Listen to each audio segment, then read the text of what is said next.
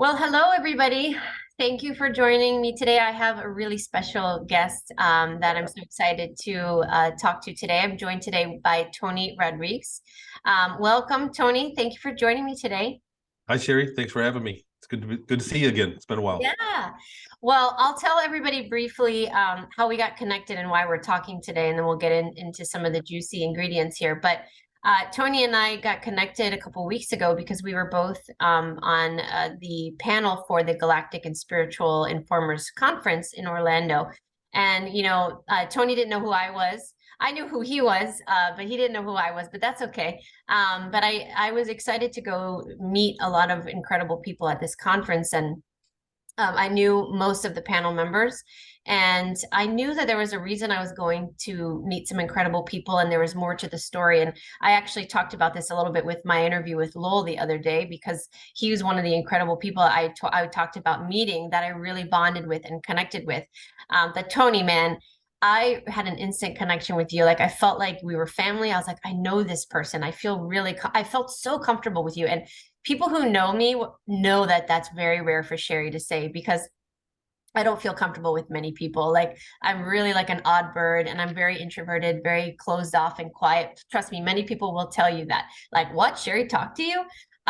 Because I'm also really shy, but you made me feel instantly comfortable. Like, you're just like the friendliest, most genuine person I've ever met. Like, top 10 list probably. So Wow.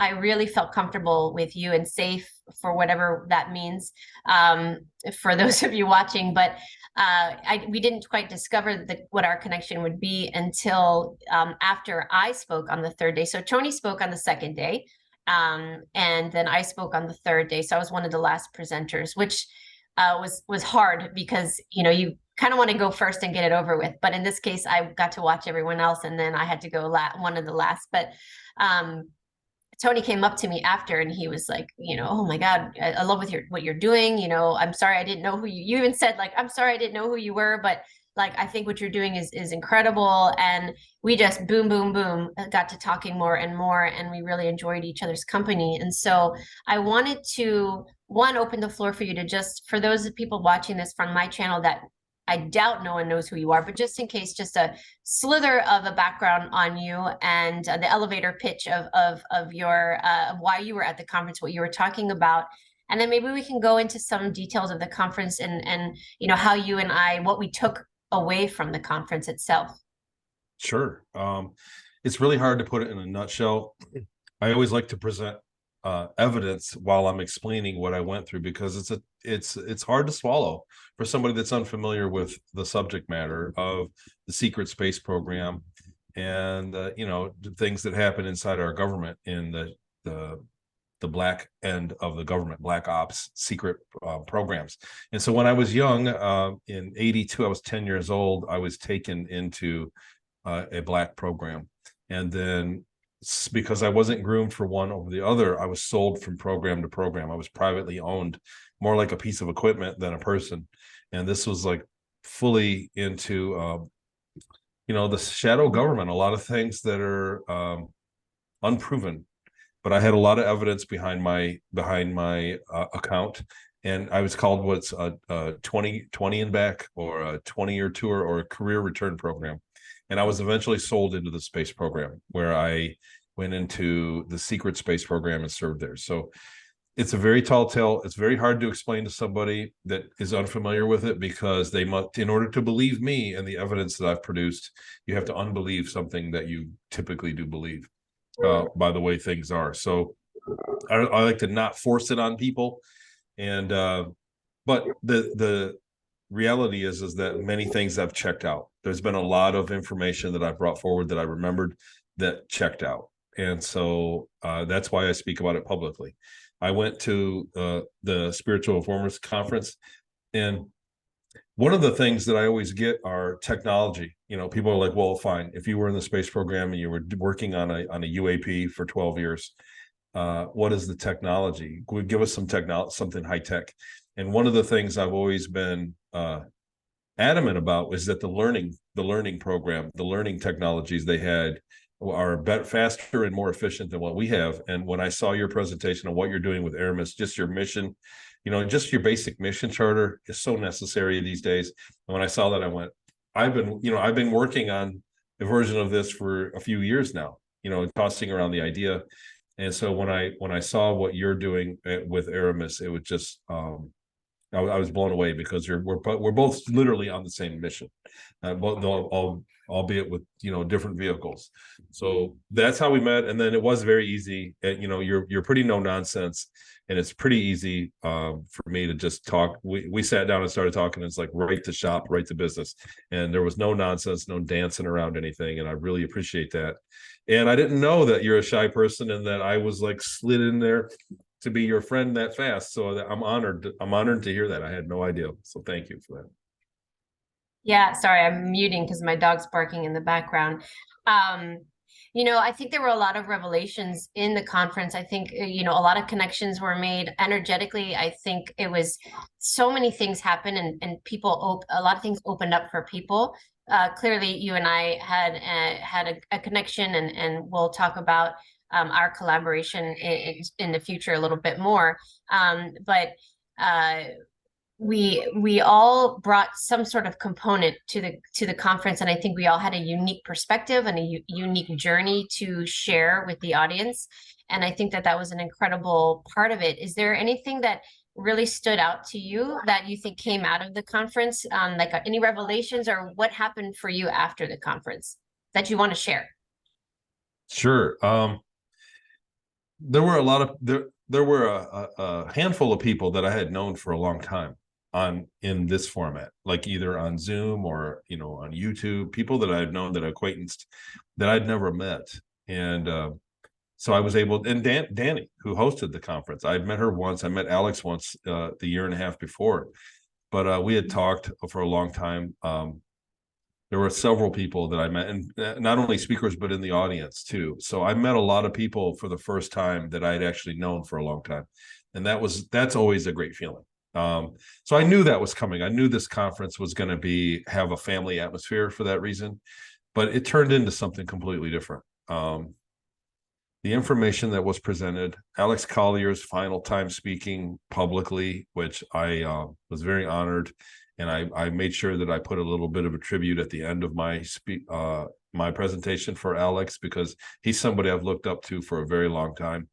And he's kind of a hero of mine, because he's been, carrying the mantle of disclosing for a long time, all by himself. And he really did it before it was cool. And so he was a highlight for me. Elena Denon, who is a rock star, who is absolutely gifted and a phenomenon, talked for the first time. And Chris O'Connor, Jean-Charles Moyen talked for the first time, presented. And these are people with incredible stories, with a great deal of supporting evidence behind them. So I was a fan. It was surreal for me to be on stage in the panels with everybody, because when I looked at the pan to the right, I looked at people that I greatly admire. Laura Eisenhower. I mean, it goes on and on and on.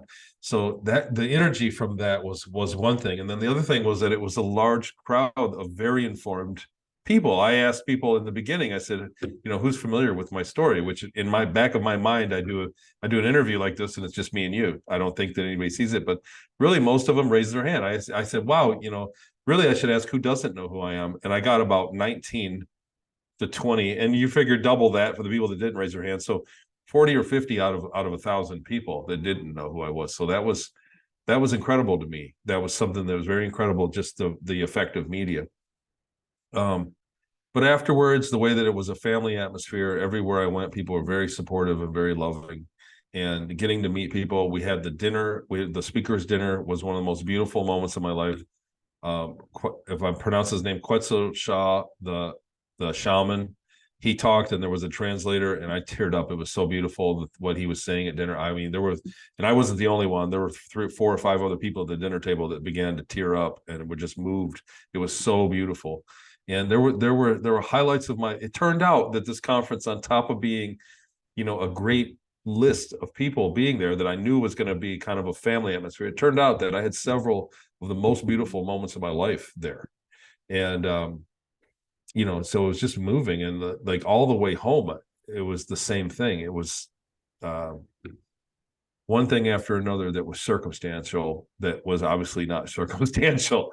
Just the way that things are falling together. And I'm really excited about, working with you and Aramis in the future with some things we have some big things on the drawing board, and I'll just leave it at that. Yeah, well, we'll give some teasers, but we're not going to say it just yet. We'll work up to it. But I think for me, I was on a high for a week. I mean, still I am from that conference, just because I had an abundance personally of emails, calls, and people coming up to me while I was there in person and just expressing their gratitude. People were crying when they came up to me with tears of joy, and I was just blown away, because when you put yourself out there like we do and many others do, and write books, do podcasts, do interviews, conferences, etc., you never quite know how people are going to react. And in this case, this conference seemed to be so specific to Galactic and secret space program and things opposite of children, right? And what I came to talk about. So I was kind of thinking, how am I going to fit into this? But in hindsight, I look back, it was such a delicate balance of amazing energy of because then we had James Gillian, we had I'm forgetting the guy's name, and no disrespect, the Bigfoot Yeti.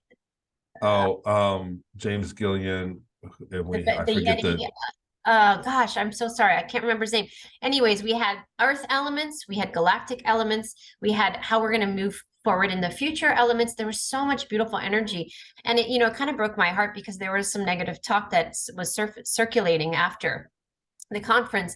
And personally, I took that as a insult in the heart, because I don't know what people were expecting. And I just want to say really quickly that they wanted change, and I don't really know what they expected to happen in a conference in 3 days in Orlando.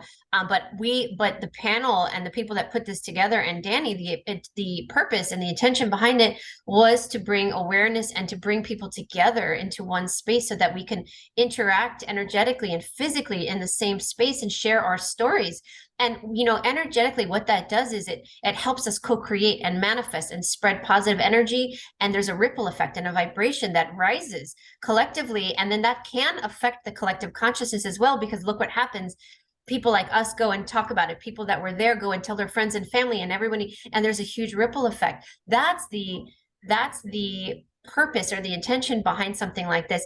Not the tangible shifts are going to occur because of 15 panel members coming together where the world is going to change.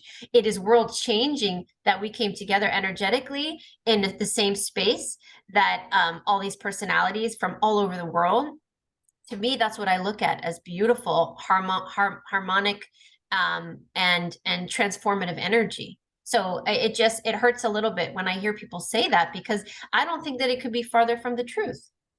I've talked to some other speakers since then, and my message is always the same. Something I learned early on when I began to speak publicly, because I've taken a lot of fire by what I say, but the subject matter that I cover, I've certainly taken my lumps. And what I've learned, what someone told me early, and I said, man, look at all these negative comments on my YouTube. I had something, I look at all this, man, you scroll down and it's like one after another, they're just eating me alive. And you can tell that they've only watched 5 minutes of cherry picking, and then they just sit and troll and then move on. And someone said, look, Tony, you have to look, you might have 50 negative comments, but you've got 900 positive comments of people that love you, and you've got 17,000 views here. So and you only have 50 negative. So you can't let those, you can't focus on the one and let it take away the achievement of what you've really done is positively impact thousands and thousands of people. And that's what this conference does. And I've said this to everybody that's said the same thing that you're saying, because you're always going to get people that feel like complaining is going to somehow make them look better, smarter, or better. We live in a society where people think that it's an obligation to complain about every little thing. There's just not appreciative of what it takes, and they tend to not do anything themselves. These are people that are not putting on their own conferences. But you can't take, so even if it's a legitimate complaint, it doesn't matter, because one versus thousands of people that were enchanted by the event. So you have to concentrate on what we've really done. The real effect of this is that we've got, and the real effect of this is that we've met each other, we've learned about each other, and moving forward, we're just getting warmed up. And I think that this conference is really a baseline, and it's going to grow. I think that, like I said, many of the speakers, that was their first time. This was their first conference, and it was one of the biggest ones of its kind that ever was. And so there's a few veterans in there that are doing conferences all the time that have been, but the new ones that have come out, we've got we really, I think we really hit gold. We really struck gold here. And so the conference was very, and like I said, like just us, I met you, and indirectly we're on the same mission. We've been working on the same thing. We just didn't know it. Yeah. And I truly believe, Tony, that no matter if it was security, the speakers, or the audience, everybody that was there was divinely guided to be there. Every single person in that audience, every single person on that stage was there for a reason and needed to be there. And anyone else just wasn't able to make it. It wasn't for various reasons. This was the group that had a soul contract to come together for various purposes. And you and I coming together is quite a big one. For in only the future will showcase what that actually manifests.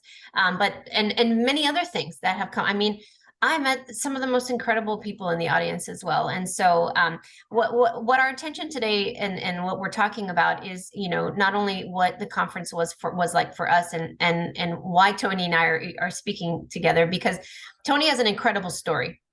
He has an incredible book, and he's done like hundreds of interviews. So I don't want to waste our time here having him reiterate his story once again. But our intention today is, how can we lift people up? Why are Tony and Sherri talking to each other? And how can we help right now?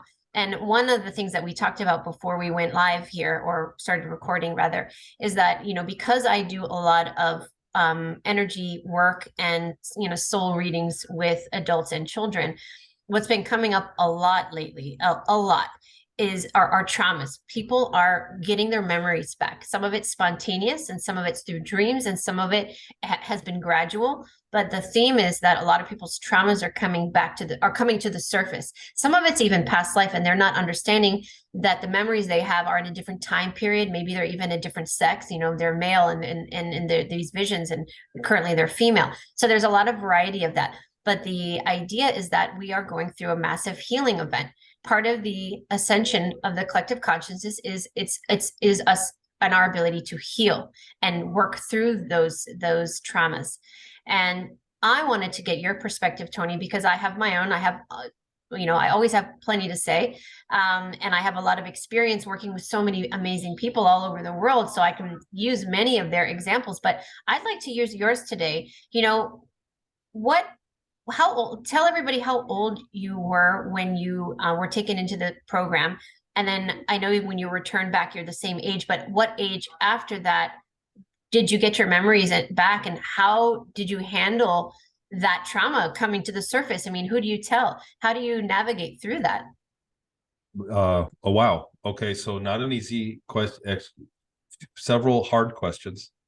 And I'll say this, I was 10 years old when I was taken in, and I was greatly abused and traumatized. And I saw many things that that most people don't. And because they had the ability to erase your memory when they put you back. And so time and time again, when I was treated inhumanely, I would say, how could you do this? I would protest. And they would always say, you're not going to remember anyway, so it doesn't matter. And so I didn't, but I was still left with the emotional damage. So you don't forget the emotional damage. You're still if it's like if you touch something hot and then you forget that, then somebody erases the memory. You still, when you get around something warm, you still are afraid of that burning. And so I carried the trauma with me throughout my life. And I had fragmented flashes of memories that came through, that bled through, that didn't make any sense. And I thought, I don't understand when could that have happened? This is clearly not a dream, it's a memory, but I don't know when it could have happened. So I just ignored it. But later on in life, and there's many different, like, people still debate how I got my memories back. Really, there's a lot of different things coming to light. Still, it's a fact. It's an area of study for researchers. But it was in 2015, in May of 15, I had a memory event, and I got the bulk of my memories back from what happened. And when it happened, I was able to really identify why I had a lot of problems that had been persistent through my life that I didn't know why. I just didn't know why. And once I was able to assign a cause, like, oh, that's why. Now I remember what happened to me. I remember the injury that caused that. It was easy to kind of, I don't want to say heal it completely, but just it was easy to disempower the feelings of trauma. And the other thing was, when you have a trauma and you haven't processed it, you don't understand why, subconsciously you seek it out. You go and find more of the same trauma in an attempt to master it. And I was seeking out trauma that I had no idea that I'd even experienced once, in an attempt to master it. And I kept doing that over and over, and I was kind of sabotaging my own life, myself. And then when I got the memories back, I could kind of break that cycle. And, for the most part, I still process a lot of things that I went through, and it's very hard. It was very, very difficult to write the book. It was very depressing to relive it and write it down. And I got to be frank, it's not a lot of people complain that it's a tough read, that's very difficult to read, because when they processed that it was real and that I was a kid, when a lot of the bad stuff happened, I was still very young. So, but I deal with people with trauma. People hear my story and then it rings a bell, and they must contact me and go, man, I think I might have went through something the same way. And I just kind of sit with them, and I've worked with a few thousand people since I've been public for that, in the same capacity. And it's not always the same, a space program or a Black program. All trauma works the same. And what it is people tend to forget, especially if it's at a young age, you get that barrier, the mind insulates itself, and you forget, and it creates its own amnesia of the trauma. And then it begins to manifest in other ways later in life, and people don't understand what's going on. So I found that there are memory exercises. There are things you can, usually by the time that people are asking for help, they're ready to remember. They're ready to deal with it. So, when they're not ready to remember, they don't feel the calling to ask for help, to speak up. And so I've dealt with people like that. It's, whether it was by abduction of space aliens and combat on another planet, or just a rough childhood in New Jersey or wherever, it's the same kind of treatment. The same kind of way that you got to get your head around what happened, and that the world, you have to realize the world isn't like that you live in, and that the universe, in fact, isn't abusive. A lot of people grow up in an abusive house, and they mistakenly believe that the entire universe is abusive, and it's not the case. And so I've dealt with a lot of people like that, and in helping people, here's the real gem is that in helping people, it's helped me. It's taught me how to help myself. It's like so and I had never set out to do that. I didn't. I just answered when people messaged me. I did, and I haven't got to all of them. Sometimes it gets very busy, depending on the media, on the method that they discover me. But yeah, I hope that answers your question. There was a lot of questions there. I hope I got them all. Yeah, no, how can you possibly fully answer that question in one interview, right? So one conversation. But I think a key word that you used, and I use this a lot too, is the disempowerment of the trauma, right? Because a lot of people that I work with are exactly who you mentioned. They had a childhood trauma, whether they were physically, sexually abused, whatever the situation may have been. They were kidnapped, endured some deep trauma. Perhaps they were abducted. Maybe they don't know. But they tend to, as a human survival mechanism, we tend to disassociate. And what happens is we disconnect from the body a little bit, and we lose our conscious memory. It seeps into the subconscious, and that's why we get that feeling like we're walking around numb, a lot of our lifetime when we do that, because we're not really there. We're not having true emotional attachment to our circumstances and our reality. And that's when people tend to continue to numb themselves with alcohol, drugs, put themselves into situations, because it's almost like they're craving more of that energy that they're afraid of. We have these cellular memories. We have triggers that and a lot of people are being triggered right now. And I talked about this with even Lowell the other day, and I talked about it a little bit in my speech, that a lot of people are being triggered right now with the with the fierce what's the word I'm trying to come up with, conflict between people that are coming out and sharing their story, because people get so attached to what one is saying, and then when the other person contradicts, it's triggering people inside, because we are being called right now to find our own truth and to go within and to heal our own trauma. And when we latch on or anchor our energy to someone else's because we're like, oh, I like that person, I think they can help me, and then this person can help me as well, and then those two people suddenly, like parents, are fighting, we become a child, and we start to become this shell of ourselves, and we realize it breaks us down, because our new parents that we have decided that are our anchors and our warriors are now conflicting with each other, and it breaks everything down for us. And right now, I think the biggest lesson people are having to endure is to go within and find the anchor and the light within yourself. And that's where this healing process is really difficult. And I'm sure you've had some dark nights of the soul where you have had the nights where maybe you're on the ground in a fetal position crying at your lowest point. And, you know, sometimes we need to go through those experiences to learn from them and to snap us out of what in my book, I call it getting out of the loop.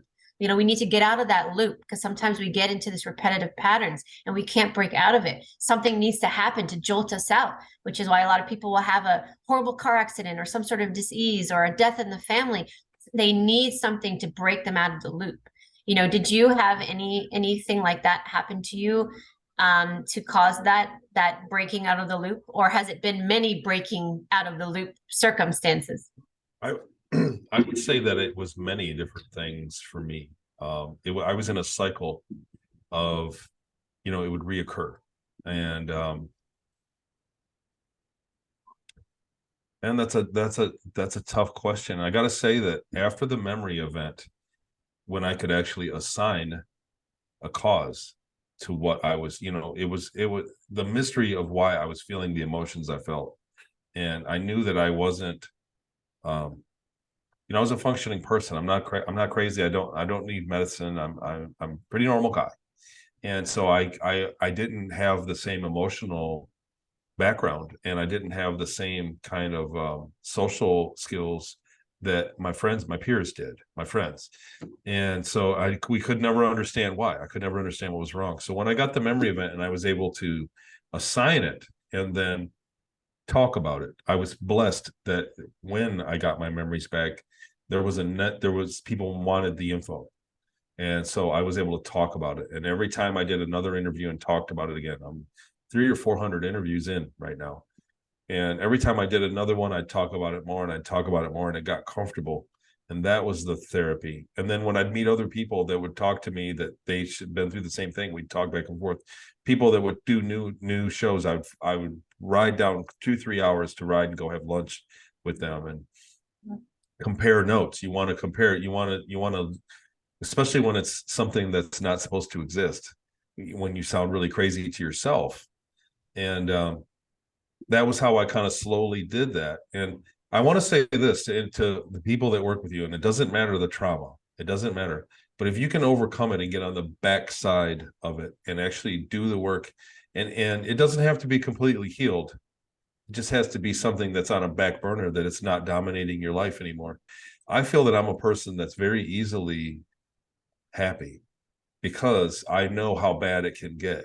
And so I don't have a, you know, I like to feel that I'm pretty ambitious, but it doesn't require a lot. It's very simple for me to take a minute and just be happy with where I'm at. And it can be a rainy, bad day, and I can take 5 minutes because there's always something worse. And so there is a silver lining. There's a gift that trauma can leave you, and that's the ability to appreciate where you're at, no matter where you're at.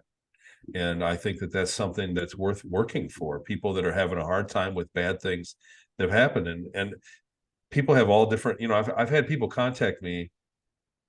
A girl said, she said, you know, I read your book, Tony, and I feel really guilty because when I was young, you know, she was sexually abused. And so she kind of beat everybody over the head with it. She beat her husband, her boyfriends, her friends at work. She would use it to beat everybody up. And she said, I read your book and you went through so much more than me. And I said, look, That doesn't matter. It's not a contest to see who's broken more, because one person can experience a level of trauma and another person can just experience something that's very mild in comparison, and they can both feel the exact same amount of emotional damage from it. And so it's about overcoming that, and it's about using that into something that you can be happy with no matter what your circumstances. So there's a backside of it. That's what I'm saying. There's a backside of trauma that's worth working out and worth sorting out. So it's not a dead end to say my life has been ruined because I was tortured, and or because something bad happened to me. My whole life is ruined now, because that's not the case. In fact, you can spin it and you can learn a way to make your life very joyous, and very much more so than there's so many people that don't appreciate how well they have it nowadays. I completely agree with that, Tony. And one of my daily practices and what I coach my clients on is daily gratitude. I'm constantly, every single day, saying, I wake up in the morning and I genuinely, I'm not just faking it. Like, I'm so grateful for the 3 amazingly incredible children that I have, even when they're being really difficult, or one of them is, and I'm at my wit's end and I want to pull out my hair, I know they're teaching me something, and we have to stop feeding our traumas. And that's the thing. We got to get our power back. So I coach people on how do you get your power back? You stand you stand in your power and say, I'm in control. I am good enough. I am loved. I am worthy. And stop feeding the trauma by your thoughts, because our mind, I call it the nemesis in my book.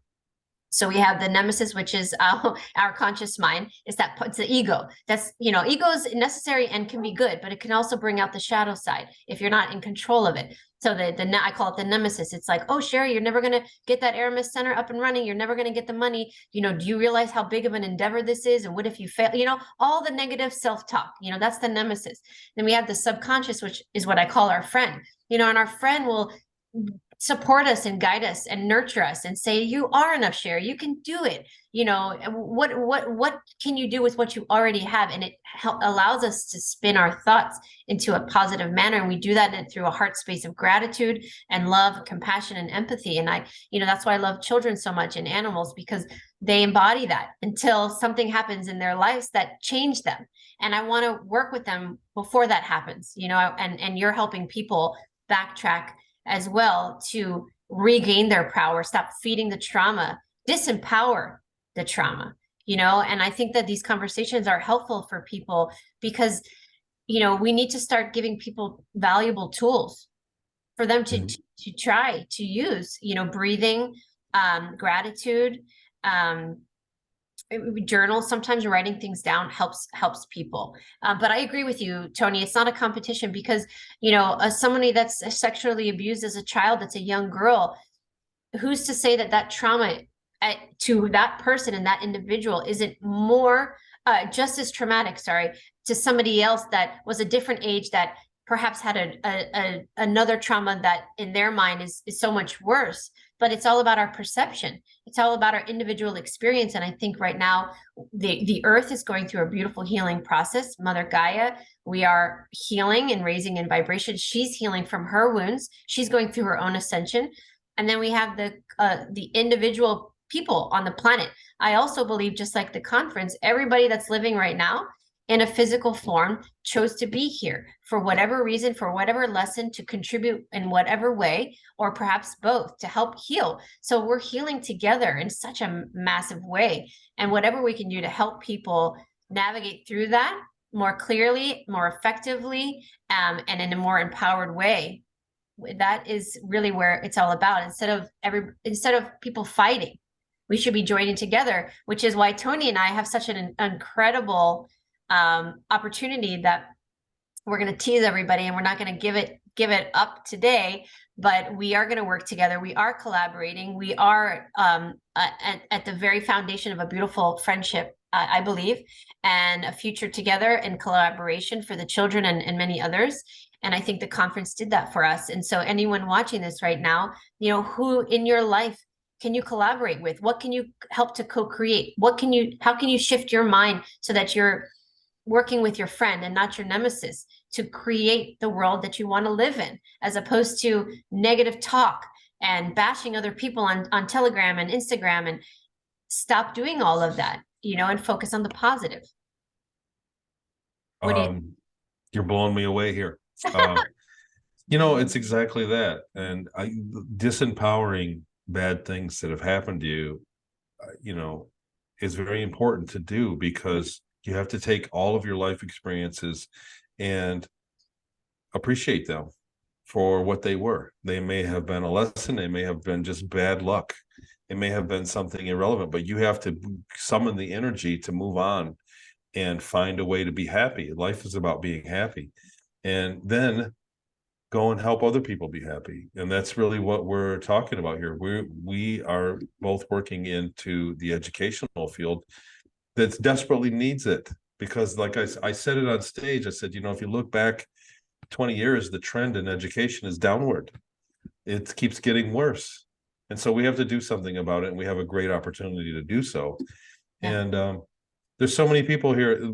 People couldn't communicate. People back in the day didn't, especially guys, just suck it up. You hear that, but a lot of soldiers come back and, you don't get help for your trauma. You just suck it up and move on, quit complaining. And the fact is that we're getting to share this through media and through the internet, and people learn that it is okay to deal with your trauma. It is okay to talk about it. In fact, it's one of the best therapies. And there are other people that want to talk about it too, and you can learn from this, and you can really transmute all of the bad things that ever happened to you into something that you could stand on and help you be happier. And I'm proof of that. And so you're just dropping bombs of what's going on here with this. And I never wanted to consider myself some kind of example. It's kind of like one thing led to another. I got my memories back, and then I wanted to talk to somebody about it. I knew I couldn't get counseling. They would just medicate me if they read it. So I worked with researchers, and it turned out that things I remember checked out. And then I talked about it, and then I did an interview, and then people started contacting me in further interviews, and it's turned into where I am now. And I can look back on it and see now that there was great purpose in it, and I was blessed to remember. And I've been asked many times, if you could change all the trouble you went through, all the trauma, all the bad things that happened to you, if you could change it, would you? And I got to say, no, I wouldn't change it, because there's no way of knowing that I would be a better person than what I am right now. It made me who I am, and I'm comfortable with it. So, amen to that. There's just a back end of it. There's a back end of bad things to happen, and you just have to keep rolling, keep pushing until you get there. There's a threshold of happiness, and we all can get it. Absolutely. There's a saying, hindsight's 2020. And of course I could go back and think about times in my life where I would definitely have done something different, and I shared some things on the stage at this conference that I've never shared before. And I'm not going to talk about it now because I'm not in that mindset. But, I've endured some traumas in my life that could have definitely steered me in a completely different path, where I could have done something completely different and let those demons and traumas take me down, and they didn't. And if anything, it made me persevere and motivated me to make change. And then my children came into my life and opened my heart up in a way that I didn't even know what true love was until my first son came into my life. And I was like, whoa, what is this emotion? Like, my heart is hurting, like, in a good way. What is this feeling? What is this love? Like, I'm not saying my parents didn't love me. I'm not saying my husband wasn't amazing and I didn't, but it was a different kind of love. It was a love that only I could experience through having my own child. And that was part of my lesson. And so, the person I am today is a result of all of those experiences that I've had throughout my life, both good and bad.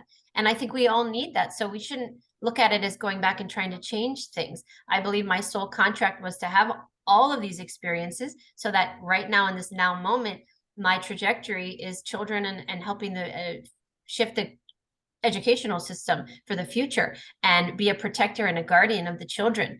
And that's my mission, and I'm sticking to it, and you have yours. And, that brings up an interesting controversial question for you, Tony. And maybe we'll end it with this one, but do you believe that, in your opinion, your soul signed up to have this experience so that you can persevere and teach and guide, meaning that you planned this all along? Or do you think that this was an unplanned event and you were taken against your free will, that you're using it as an opportunity to now persevere and help others? Yes. To both? Yeah, I think so. I think it's a blend of both. I think I I think I was the kind of person that before I signed up said, do your worst, and found out that it was pretty bad. And in the midst of it, opened up opportunities to do things and where I'm at now. So, I was meant to be a certain kind of person. And no matter what happened to me, I was going to end up being that person. And I kind of was agreed to it all. I do believe that. I don't think I sought it out on, exactly what things would be. But the other thing is, I agree that everybody that's alive right now is quite possibly alive in the most important time in all of mankind's history. So that means we're all chose to be here. We're all very lucky, either very lucky or very ambitious to be here when we are, because the world is going to change greatly in the next few years. I mean, it's just going to change absolutely greatly. And so we're all going to witness that, and our kids are going to witness that. And between me and you, Sherri, with what we're working on, we have a legitimate shot at doing some major damage on the status quo. We have a major shot. We have a really good chance at making a big difference here. And I hope that people watch and stay tuned and help us out, because we have a real shot at this. I know. I just got goosebumps. I'm super excited about it. So, more to come on that. And, I'll close it out today real quick with, I want everyone to understand that, currently in this timeline that you chose to be on, everybody watching this, everybody living, we're all playing our roles, some of which are active and some of which are passive. And I've talked about this before, but I think it's really important to reiterate. Those of us that chose an active role are the ones out there writing books, doing podcasts, out there really doing everything that we can to make change, to whether you're healers, spiritual guides, whatever it may, engineers of our time. Those are the ones that are actively trying to make change. And then we have passive ones that are equally important. And those people are watching this right now, thinking to themselves, I'm not doing anything that big. I don't write a book. I'm not out on television. I'm not doing this and that. I don't have many friends. If anything, I'm secluded in my area, and feeling really bad about yourself. And I want those people to know that you're equally, if not more important, because we're working together as a team, and your soul chose its role. And some of us are out there putting ourselves out there. Some of us are not. And that's what your soul chose. And that doesn't mean that they can overlap at some point, and those that were passive can become active, and vice versa. So we're all playing our role. We're all where we need to be. We're all anchoring our light into this planet, vibrating it out to the collective, to manifest, to co-create, to embody change, and to spread wisdom and knowledge and empathy and compassion. Everybody is playing their role, and everybody is exactly where they need to be. End of the story, period. And so it is. And so if anyone's feeling down, like they're not doing enough, you need to look at yourself in the mirror and say, I am enough, and I'm doing everything that I'm here to do in this moment. So I hope that helps everybody. And I really enjoyed talking with you, Tony. And I know this won't be the last time.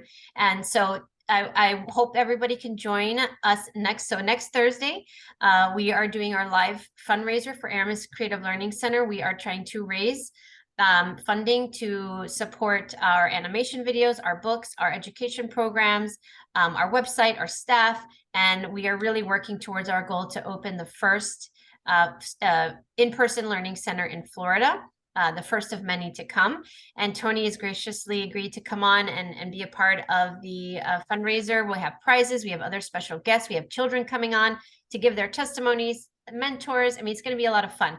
So please join us next Thursday, 8 p.m. Eastern Standard Time on my channel. It will be live. Tony will be there. And we have a lot more to come with Tony and Sherri and our collaboration. So any last words, Tony? No, just I'm tickled. I'm so happy to be here and working on this, and I'm glad to be here with this. I'm glad to have you, Tony.